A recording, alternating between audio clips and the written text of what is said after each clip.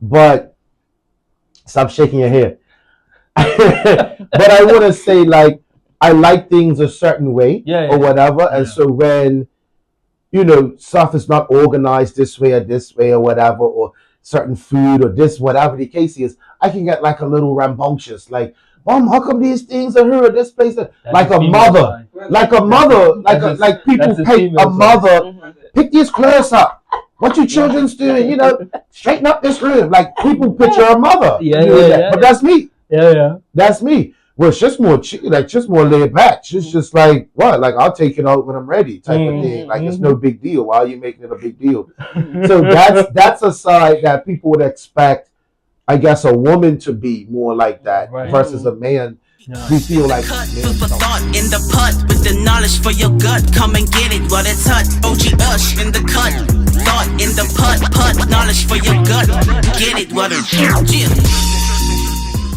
so like anything that you wanna like, if you disagree with something that you feel somebody is like, oh well, I wear a masquerade or I put on a mask or whatever because it's for protection. You know what I mean? It's for like women wear makeup and different things because we feel that, well, not me, but they feel. I was about to say, they feel like, I'm sorry, what's going on, OGs?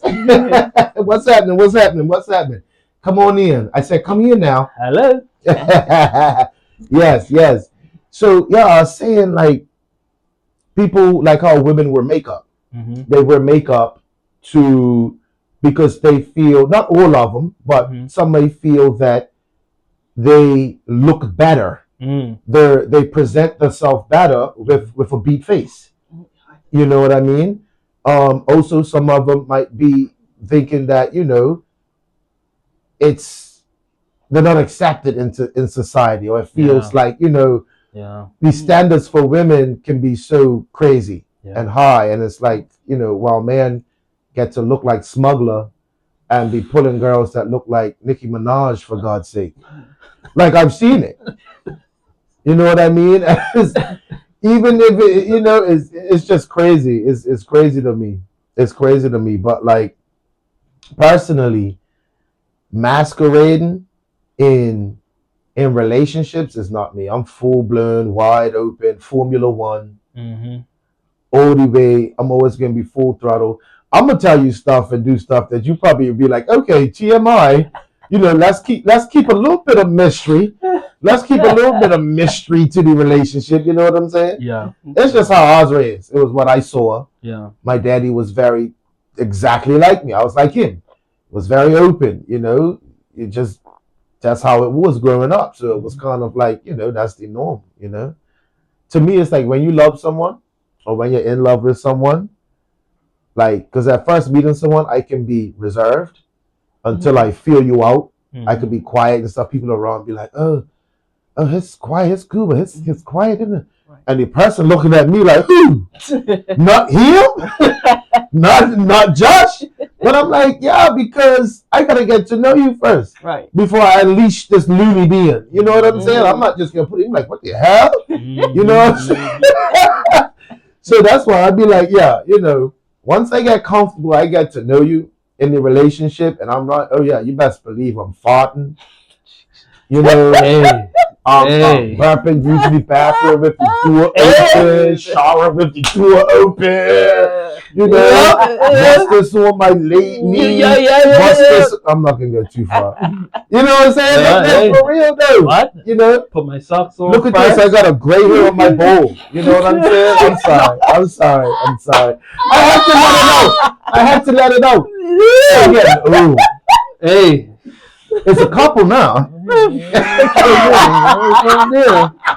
A little something there. I know, Joshy. I know. Yeah, man. What the new adults? Yeah. What the new adults? We took over from our parents. Our parents were this age when we were in our teens and stuff like that, carrying on, Yeah. I remember. Oh man. But yeah, like I don't know how you lot feel about, like, some people, like I said, are reserved. Some people are reserved in like, you know, like wifey, she's more reserved than me. Like we're opposites on a lot of stuff. A lot of things we're opposite at. And one of them is just more reserved. Like for her for me to like get things out of her. Yeah. And not to say like she's private or she don't talk or communicate to me. Yeah. She just does it in a way where it's in her pace and her time. You know, like with me, I'll lay everything bare. And then with her, it's kind of like, there's still mystery to parts of her that I can think and be like, I really don't know what you like about that or in this area. Like, and at first it used to like piss me off. Like, it did, because I'm so extra honest. I want to know, like, you know, communication's my love language. Exactly. So it's like, I want to know. I don't hold nothing back. Yeah. Right. So when how she is, it's like I had to adjust. I have to get used to that. Right. Like it's like how come you? Okay, all right, Josh, just breathe. Yeah. It's okay not to know everything, you know, type of thing, whatever. That's just how I love. Right. When I love, I want to know every detail, nook, cranny, and crevice of your person and your mind.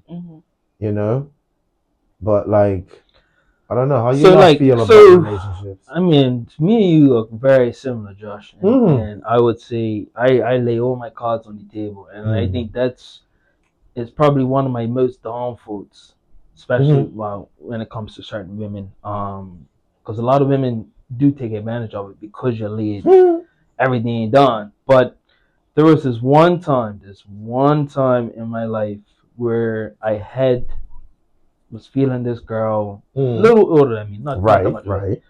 And she used to date a lot of gangsters. Right. You know, she's from the hood, you know. Okay. You know, blah blah blah. Ain't been around the block, but she's from the hood. Right. You know, so it came to this point where I remember this one year I was playing sports. She was at the venue where I was, had a good game, whatever. She was like, "Oh, you know, great game and all that." I said, "Yeah, cool." You know, next minute, I'm feeling myself because you know. So then I said, "Oh, yo, what's going on?" Boom, boom, boom. So exchange numbers. So then I noticed myself after that moment. I started to change the way I dress. I started to like feel more like aggression, and I felt more like, you know, started wearing my pants a little low below the waist, and wearing a lot of black clothing, and not like, and I'm like, it was this one moment where I was getting dressed. We were supposed to go out somewhere, and always before I always go check myself in the mirror, make sure I look good and all that. And I looked in the mirror and I was like, I said, I look alright. Then I walked out my door. As I walked out my door, I backtracked. I looked again. I'm like, I don't like this. I don't like it. I don't like it. You're losing yourself. I don't like it at all. And then it came to a point. So afterwards, I switched up my attire and I went to a little date that we went on. And when I went there, she's like, "Oh, you look nice." And I was like, wait a minute. Like, all this time I could have dressed like how I normally dress, and you would have been like, so she's like, so she said to me, she was like, you know, you never said anything. But I'm like, but because I saw you with those types of guys, I thought that's what you was into. And she was like, no, it just felt like that. And I'm like, oh my God, man, I'm wasting all this time doing all this stuff. Man, hey, like I'm saying, so it really humbled me in that moment, because I got to a point where I was just like, and I was just thinking about this last night after when I was getting my shower. I got out of the shower, I was thinking about it. I said, you know, if nobody likes me for me, so be it. Yeah. So be it. For real. Right. So for real. I can't keep trying to please people to like me or to please me. Yep. Right. Like, it to me, it's like, if you're not it, you're not it. Yeah. I mean, and it's so, and just what you was alluding to, it's so crazy in terms of like, no, social media plays a huge part in what people think they should be and what they should like. But my thing is, it was and I was so glad this was a years back where I can't remember the model's name. The model that has the the two-tone skin, and she started. I was like, yes. Yeah. I'm like, it's because I'm like, it's something different now that you can see, and it's still beautiful. Like it's a different standard, and and then even when the thick model Takara, yes. But she came out and she was taking, and I was like, yes, like I love thick women, I love them. So when she came out, I was like, yes, but for real. But like, you know, because at that time, like social media was like, it was showing you like, oh, you have to date this type of person, and then but also social media shows everything. So it's like they're showing the gangsters doing this, they're showing girls, you know, with the big BBLs and all that. You know, hey, how you like guys? Like, yo, what's going on, baby? Like. Yeah, you know, so it really threw off a lot of stigmatism for a couple of years where people were just like they had to be that type of in that box. It set a standard and a picture that if you didn't fit in this, if the girl didn't look and act like that, and if the guy didn't look and have or act like this, then like what are you doing in life? Exactly. And that's what it made it, and it's the most sickening thing ever because it's for money. Everything's for money and for views. They don't really care. You know, like when we was coming up, you didn't have all that. You had more wholesome shows or whatever that promoted family and things like that. You know, indifferences. And they're not really indifferences. They're just, we say indifferences because we're so freaking conditioned to what the normal of society and social media puts and deems as beauty and what's normal, right? It's not indifferences. Indifferences could be something extreme, I think. But being thick versus skinny versus black, white, cultured, driving a Honda Civic versus a Mercedes. These are not indifferences. Being taller and shorter, having big breasts to flat chested, having a small butt versus a big butt, having a big tube versus a small one. You know what I'm saying? All these different things. Look, I'm nervous. I say that. I say that because it's true, like especially in black culture. Absolutely true. Especially in black culture, we have these things that it's like we feel it's culture, and we don't want to give it away, you know, and we still. It's weird to me because we hold these standards in the community or the culture, and we know that. If it's not you, then it's not you. But yet you act like, oh, because I'm black, this is how we're supposed to act. This is what we're supposed to have. This is what we're supposed to eat. And things like that. But if you don't eat it, why are you still upholding a culture that you're different from it? Exactly. You're different from it. Why are we still in the whole, like, oh, this is how we're supposed to be, when everybody else is just, you know, progressing? You know what I mean? It's like, sometimes I feel like, you know, we're going backwards, like we were given freedom, and not all of us, because it's some cultured, colored people or whatever out here doing some great things in the world.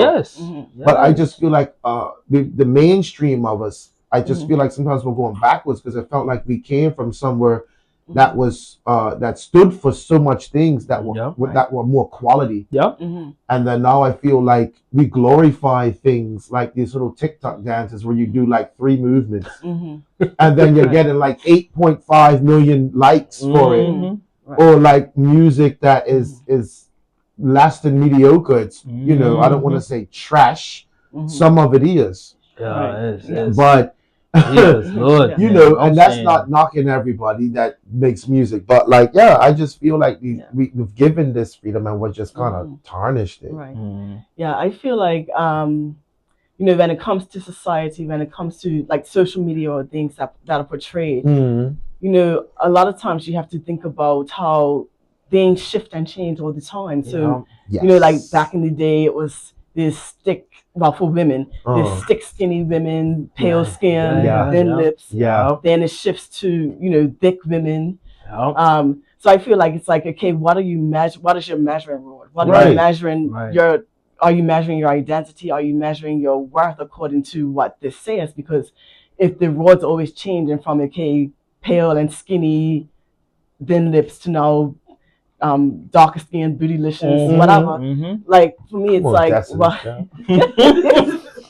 so for me, it's like, if you're pinning your value to you're pinning your value to what society to what society says, Right. always shifting, then you're not pinning it to something that's consistent. Exactly. Right? And I just feel like, when it comes to these things, first of all, understand that a lot of times it's for content, it's for views, like there's these TikTok things and all of that.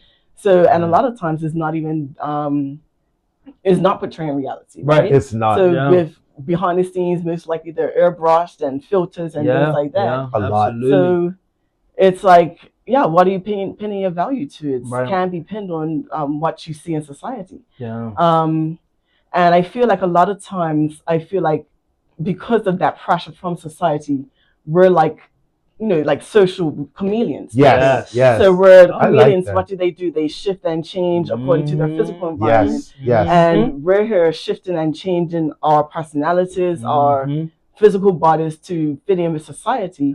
Then we're not meant to be that way. We're meant to stand out. We're meant to be different. We're meant to say, no, my value is not pinned to social media. Exactly. It's who I am as a human being. We as human beings are worthy, are valuable. Absolutely. I feel like we glorify our fantasies now. I feel like fantasy has been it's taken over. And like what I mean by that is like you said, like people creating content or whatever and putting out these standards, like you said, from places like fantasy. What they feel, what they think, and you're creating something and people just like, oh well, it's harmless, if you don't want to like flick away from it or whatever. Like, really? Come on. Who doesn't have a phone? Young and old. Right. They even have phones for bloody animals now. So like, yes, you have to be responsible for anything that you do. And that's what makes me laugh. It's just like, you're responsible, period. For your body. You're responsible for how you react to a person. When you walk into a store, and you greet someone or you don't greet someone, that was a choice you made. Especially in Bermuda, knowing the culture, especially if you're Bermudian. That's a choice you made, knowing that you might get chewed out, or you might get somebody, because you need help now, to give you an attitude or not want to serve you because of the fact that you're not speaking. You didn't greet. But that's a choice you made. Whether something was on your mind, you were busy, you're just coming here for one thing or not, because everyone's always in a hurry, right? Of course. But at the same time, every choice you make, you're responsible for that. Right. So if you want to go and post on OnlyFans, you doing something with someone else or whatever the case is, and you post that, be responsible for the backlash, whether it's positive or negative, for that. Right. So when people come to say they post content where they want to pretend to be a cat, and I got on some damn wild suit, and they're on all fours purring and licking things, and then a human comes in and do, because you have stuff like that, right? You got like people that do weird fetishes and stuff, and then furries, and then you post it on the thing, and then the youth, the little children, see that or whatever, because a lot of this stuff don't have no filters on it, especially TikTok. Jesus. So you post it on there, and then they see this thing, and you might be, it can get sexual. Like, children perceive things different. And next thing you know, they want to do this, and you're like, oh well, I'm not responsible for what your children watch, but you are responsible for what you post. Right. And you're not dopey. It's just that a lot of them don't care. You don't care. And I can't remember what I was watching. I don't know if I was watching something. I was watching something. I think it was Top Model. And it was the thing out now with Tyra Banks, how she's under fire for what she did. I don't know if you've seen it. It's on Netflix. Is it Netflix? It's on Netflix. Okay. And she's under fire now for Top Model, the America's Next Top Model show. Sure. Because almost like a, not as bad as Diddy's one and Jeffrey Epstein and R. Kelly's one, but it's like that. It's a surviving type Tyra Banks. Yeah. And she's on there, and she's basically saying how like the girls are speaking up now that they put them through this and they didn't understand this and this was cruelty, and one girl was slightly taken advantage of one from the male models, and it's a lot of stuff coming out now. But one of the things the girl was saying was that if you could change the world or whatever, people, she was like, it sounded silly. It was like, oh, make people need to be more friendly. I think it's from that show. And I thought about it, and I was just like, she explained that people need to be more kind to one another. You know, so that kind of struck me when I was just talking about this right now. I just kind of wanted to tie it in with that because I knew I had remembered it from somewhere. That a lot of people, what we do, like how we post now, like it just feels like there's no love left in the world no more. Like, I don't know about you guys, but when I was young, coming up in primary school and stuff like that, neighborhoods and things like that, it just felt more togetherness. Yeah, like it just felt more love, like people cared about stuff. You know, it just feels like no one really cares at this point. It's just like, I'm gonna do what I'm gonna do, get my dollar.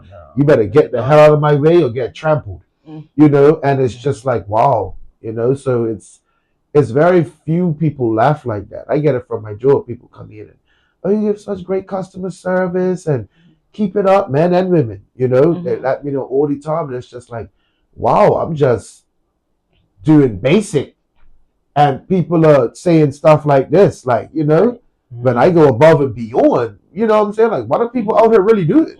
Yeah, right. You know what I mean? We are way off the topic of Masquerade Ball. I'm gonna tell you that right now. Way off.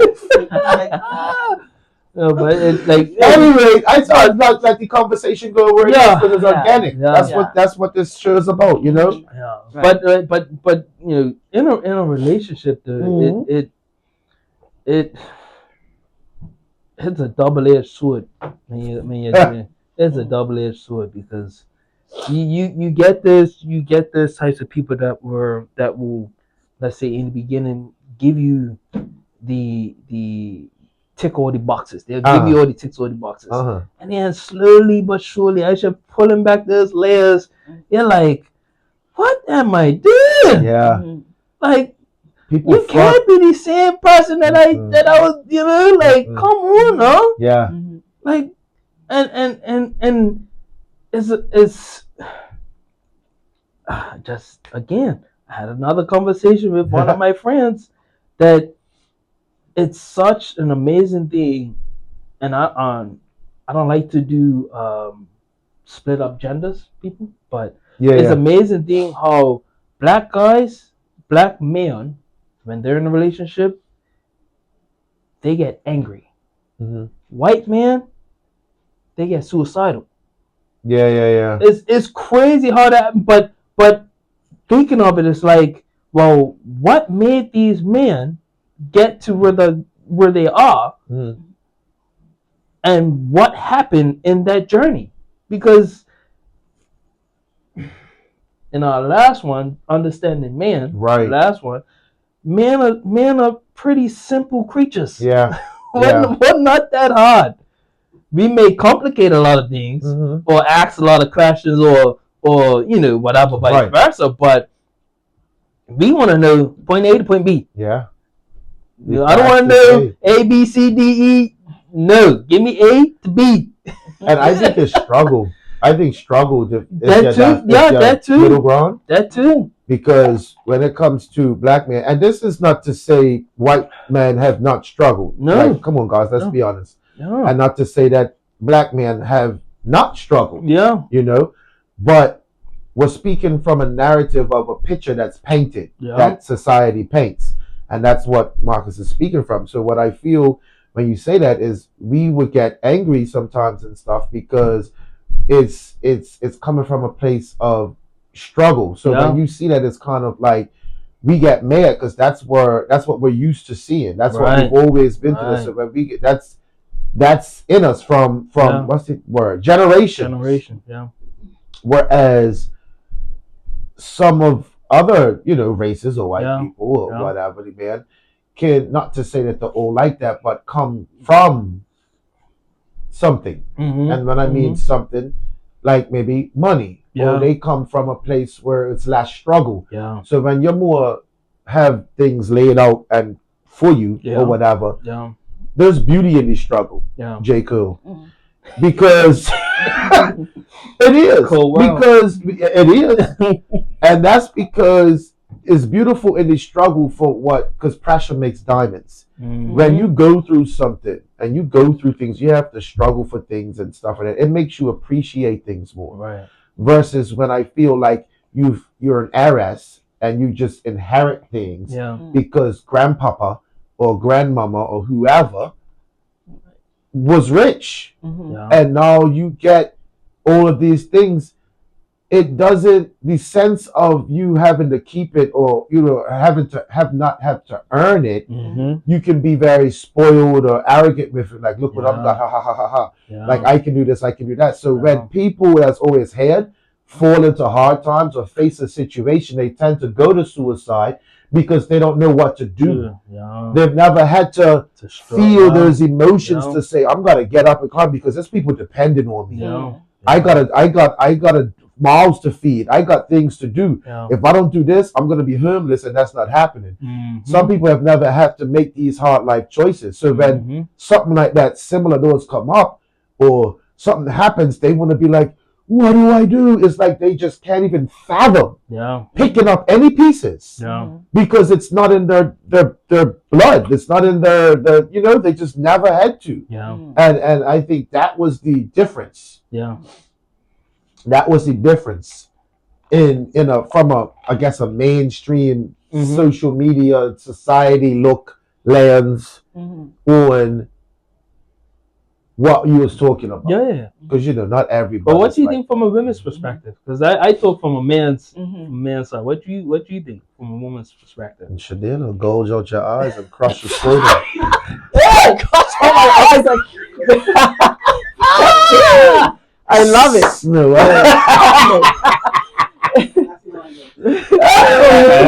it's the shit, dealer.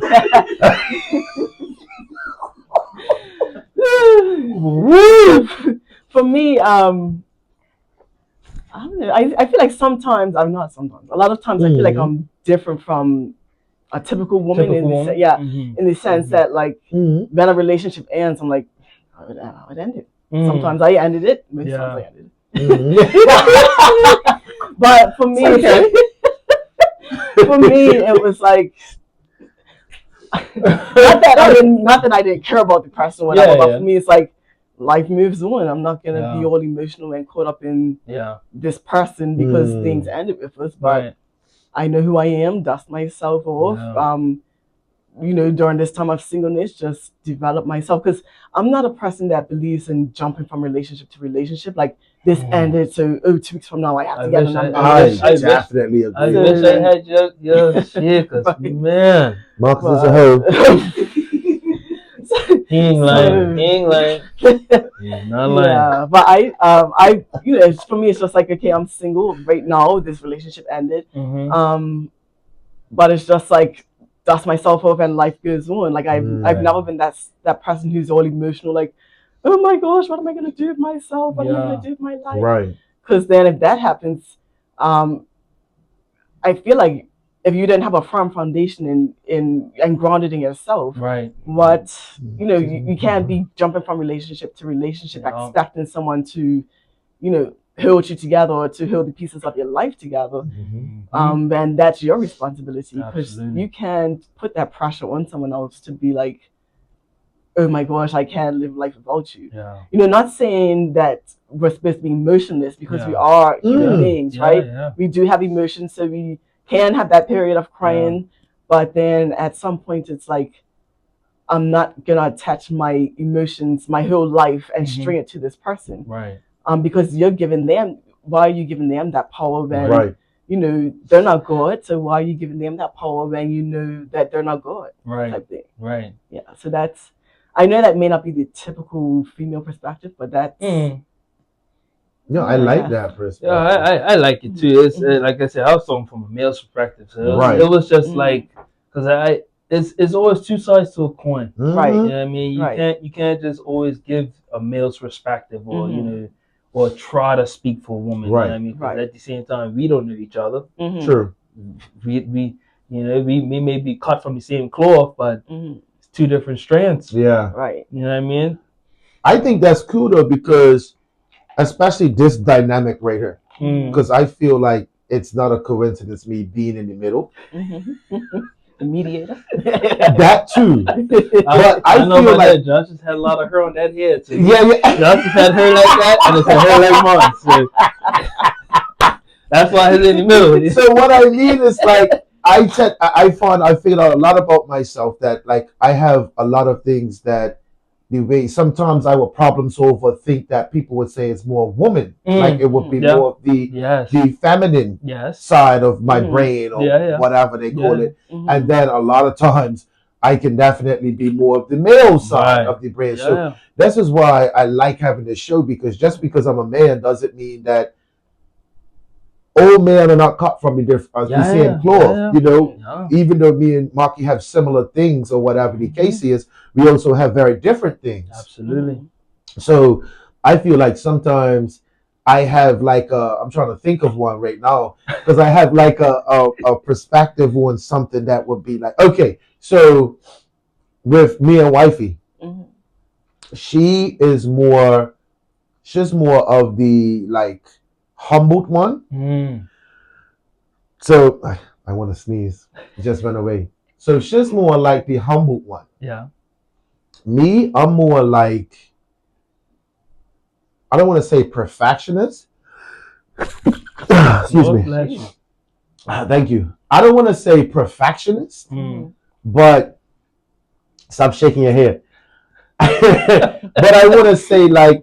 I like things a certain way or whatever. And so when, you know, stuff is not organized this way or whatever, or certain food or this, whatever the case is, I can get like a little rambunctious. Like, Mom, how come these things are here at this place? Like a mother. Like people pay a mother, pick these clothes up. What you children's doing? You know, straighten up this room. Like people picture a mother. But that's me. That's me. Well, it's just more laid back. She's just like, what? Like, I'll take it out when I'm ready type of thing. Like, it's no big deal. Why are you making it a big deal? So that's a side that people would expect, I guess, a woman to be more like that versus a man. We feel like men don't care. I think a lot of times we don't care about stuff. And I feel like we think that makes us manly because we don't care about stuff. And I think that's flipped. Because the Bible says, it's not quoting from the Bible, but in a nutshell, what I'm saying is men are responsible. Men are responsible not just for yourself, but for others, your wife, your kids, you know, for the village or stuff like that. You're the head, you're the leader. It's the irresponsibleness, it's the non-carishness, it's the aggression and not dealing with your emotions or whatever and getting in control of them that makes you the boy and not a man. Not the fact that you have a deep voice like Barry White, like you can be angry like DMX, or you can screw like the baby. You know what I'm saying? So it's that those things don't make you a man. It's the fact that you take care of your responsibility. No, whether you were skinny jeans, cargo pants, baggy pants, or a business suit, it doesn't matter. You're taking care of your business. This vision of what a man has, the physical outlook and speech or whatever, it's crazy to me when, you know, these are not the attributes that we should be pushing forward to be like, especially in the Black community, to push forward to say, hey, you know, young man, this is what you're supposed to look like. No, teach them to love. You know, I see a lot of guys or whatever with their boys, they're very distant, or they don't want to swaddle them or love them and kiss on them and hug them. And I feel like, why not? Why are you doing that? Do you know you think you're not raising a sissy by doing that, but by doing that you could possibly creating one. Yeah. Because that man's never gonna know a love from a father, which is supposed to be the love from a father. Yeah. It's your responsibility, bro, to teach him how to interact and love with another friend, a boy, when they get older, as far as friendship is concerned. When you don't do that, and those hormones start coming in, they can get all tangled, twisted, confused, and scripted because of the fact that you never taught them how to love, like as far as a young man. So if they're not too sturdy or whatever the case is, they can easily get slit, and someone that grooms can take them quick. I've seen it too many times. Even women too. Even women, it's the same way. Love on your boys. Women you know, give them security. Let them know who they are. Right? You know what I mean? Yeah. Women could do a lot of, and with all these different well, how can I put them now? All these different genders and I don't even know what to call it. Over me. Sorry. Pretty much. But with all these different types of genders and now it's this type of name and that type of name and all this stuff, it's like it's like well wait a minute, like how, what, where, when, and why? You know, it's man, female. That's it. It can't be no in between and stretch yonder. No, like, but like them. Yes, yeah. What are we, a bloody group? What the hell is it? Like, this is, to be honest, is biblical. Real quick, it's biblical because of the fact that you look at the Bible with legion. What's legion? We are many. They be talking about this. I'm not coming for no LGBT people, so don't ask me, honestly. But what I'm trying to say is that that's the way spirits, evil spirits and demons talk. They were colonies. They were little clusters. And they spoke of themselves in we, them, and they. We are many. We are they. That's the way they spoke. So for you not to come out this now and say this, and it's on point, that point, you're not going to tell me that an assignment. You're not going to tell me it's not an assignment. I mean, like, because it misconstrues a lot of things. Even the young generation is like, how can you post this stuff and then expect a 14-year-old, 15-year-old girl not to be LGBTQ, or you know, whatever, like, you know, it's how can you not, or even a young man at that age, how can you not expect him to be that type of person, or because you're portraying it, like I mean, I'm sorry to say this, but I have family members that are lesbians. Sure, I think we all have. Sorry. But they never told me or never showed me that type of side. They showed me them. Who they was. A female person. That's it. That's all I saw. So when I grew up, I'm a man. Simple. I feel like I guess going back to, I guess, you know, men and women, or males and females. When I think about, you know, when you're talking about, you know, raising your men, loving on your boys, and things like that. The first thing that I think about is like one thing that I find the number one thing that I would find attractive in a man is not their looks, not their smooth talk, but vision.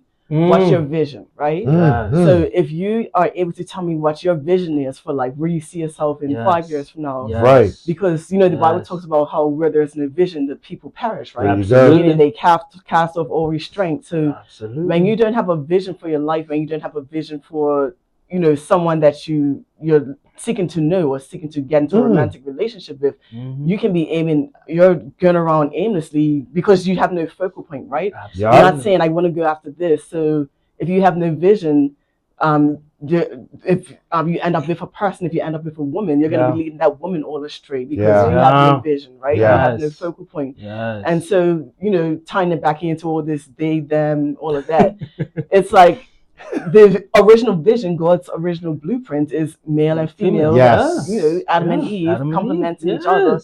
So when you lose focus of what our roles are even in the natural with male and female, then that's where you get all of this confusion from, because you're losing focus of the original vision for humanity and for mankind.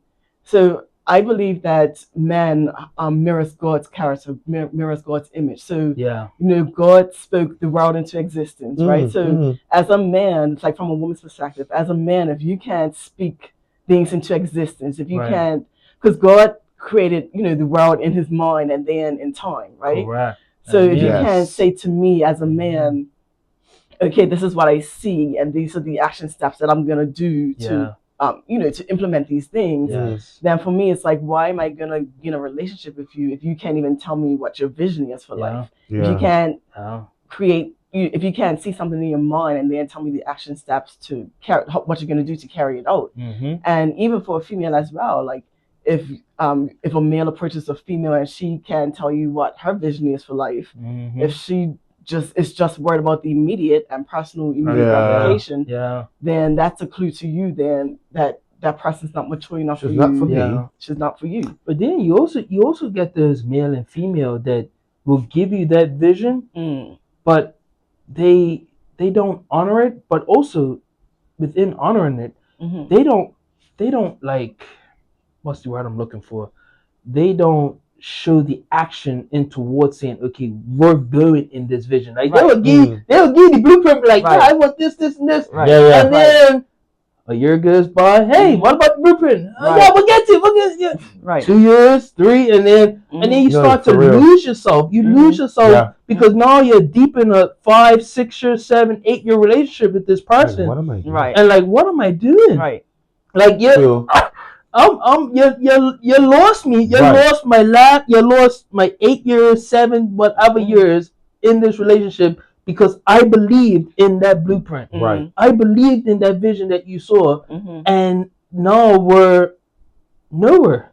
I also feel like it's a gray area between the two, what you said and what Shadela said and what I've said. And what I mean by gray area, it's like I'm trying to say it without sounding like it's slack. Because, like, it's exactly right what you say, going into a relationship or whatever and having vision and stuff like that, And I think there's also the reality of what that actually looks like. So the gray area is meeting people where they're at. I feel that's the gray area. So it's like, for some, like, I feel like, Day, you might be more like, want to meet somewhere where they're at, to where they feel like they're ready to be a partner. You know what I mean? Like you said, I got the vision. They know this, they know that, and all this stuff like that. Day Mesquite. But I think I would be a person more, and that's just me, and I don't know what it speaks to. That's why I don't know if it's a little slack, right? But I'm not afraid to be exposed and to be vulnerable. You know what I mean? Never ever being. So how I am is like, I would meet you where you're at to a certain degree. You know what I'm saying? Like, if you say you want to do this, you want to do that, or whatever the case is, and we get the relationship or whatnot, and we're working it or whatever, and I see you might be procrastinating or things, and not whatever the case is. I like to communicate, so we definitely can have a talk or whatever and set up. Like, I'm a helper, so I would try my best to motivate or inspire you to be like, okay, like, what do we need to do, like, in real time to see where we can even make a start, because I don't believe in putting too much pressure on people, not too much, but a little bit enough to where they feel like you give a damn, number one, and then see where it goes from there. Help them if you're giving them help, and you're giving a damn by showing this, and you keep doing this, and then they're just not taking the baton, like in relay or whatever, and it's been a year, it's been 2 years or whatever, 2 years, I think it's time to have a conversation to say, this is where we started. and this is where we're at. Right. Mm-hmm. We're pretty much the same place. Mm-hmm. Then I feel like you could kind of have that conversation to say, hey, I don't know if this is going to be the best Yeah. move for me right now with us. Right. Yeah. I would say, like when men approach me, right? So the one thing that when I talk about vision as well, yes, that of course that as well, like what are your future goals? But when a man first approaches me and the first thing, you know, they can say you're beautiful or whatever, but then they're like, oh, I can please you and this and that. Then you come at me with that, it's like, you know what, I know where your mind is, right? Yeah, like it's great that you can do that, but like what else can you do? Right. Like I don't care about nothing about that. I don't care nothing about that. I don't care. Like when someone comes, when a man, like, and for me it's like distasteful. So when a man comes at me like that, I can say, okay, I know that your vision, I know where your vision is. Your vision is not for something serious. Your vision is for the immediate. Your vision is for the normal. Yeah. Right. And then I got rude with him sometimes. No, well, you know, because I feel like it's so cheesy, like it's so sleazy to like, you know, and it's just my opinion. It's like the pickup lines and the you know what I'm saying? Like, why are you like the game? Like how I said, I never use this. I don't even know how to run game or to use pickup lines or whatever. And some people say, my guys might look at me and say, you're mug or whatever. Because I beg to differ because I've always approached a girl with just realness and being honest. You know, whether it was on some friendship tip or whatever the case is, just getting to know or whatever. And then you just express how you feel. Non-sexual. Right. That might come a little bit later. But you express how you feel. Right. You know, through the friendship or through getting to know or dating. Just talk to the girl, man. Like you got some sense. Right. You know what I'm saying? Like, to me, it's the easiest thing in the world to do. But my mama always told me that, Josh, not everybody thinks the way you think. Because I be getting irritated sometimes. Why they couldn't just... And now wifey says it sometimes, her as a reminder, because it's like, Josh, not everybody's like you. And I'm like, yeah, that's true. Some people might have just different. You know what I'm saying? But it's like, I think teaching that it would be, to our young man would be definitely like, you know. But then there's the area again where they are just looking for a smash. Right.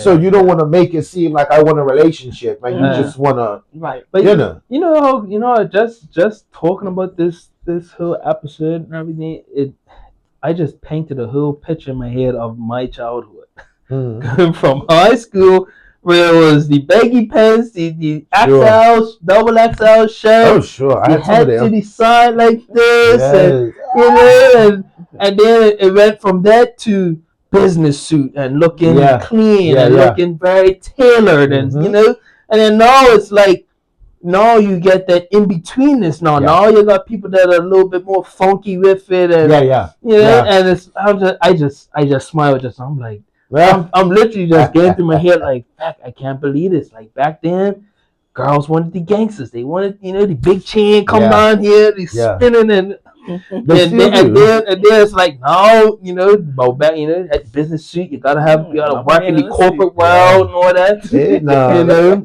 And then now it's like, but now it's like, sorry,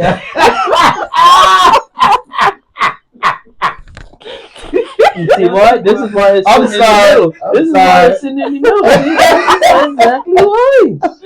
You know? But then now you got, you know, now you're coming soon. Sorry. Yeah, but now you got the OnlyFans page. You got all those, you know, those people that are like, you know what? Fuck it, I'm out there. Yeah. I'm out there. Like, hey, I'm telling you. Oh man, but listen. It's been a masquerade ball. It sure, it's been. I hope you not had your mask on. It's been a lot. And then took it off. Hello. So then I said something that when we started earlier, though, I was like, we should have had masks and stuff, like actual masks. I said that would have been pretty cool. And then like revealed it, you know, when we revealed our truths. You can call us corny, but I liked it. I liked it. Vision. See? Yeah. Vision. We got that vision. But all right, guys. Don't forget, like, subscribe, comment, If anything else you guys want to talk about, let us know in the comments. It's been real. It's been real. Peace, OGs. You know you're up. You know you're up. Hello. You're up.